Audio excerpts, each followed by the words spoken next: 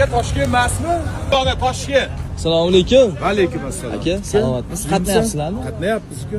Studentman aka.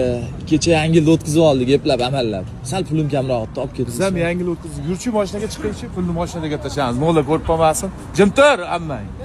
Gaplashib olamiz deganimda sababi studentman debsan. Menda ham ikkita student bor. Bir yo'lini topar, qo'y, boshqa mavzu bor. Shu Yangi yilda 5 yilda bir marta o'tkazayotgan qilsak bo'lmaymikan a? Nimaga? Mana hozir 25-yilda polni to'plagan pul tugadi. Mana shu pul qoldi mana 32 ming so'm pul bilan qoldim. Hamma mazaq bayram qilyotibdi.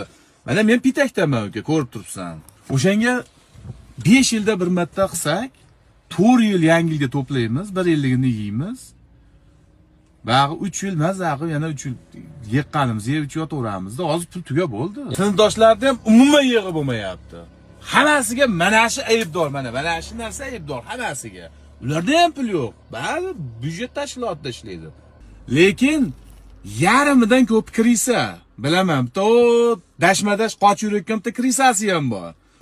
Tentak qilib bo'lding, hammang meni tentak qilib bo'lding. Bittan kasal xo'rozni berib yuborib, xo'rozim zo'rib $8 deb olasan, bitta studentman deysan. Tentak bo'ldim men, bo'ldi, ketdim, kiray ham qilmayman. Mana kreditga bog'na olganman. Kreditni kim to'laydi endi? 1 so'msiz. Bo'pti, qolaver.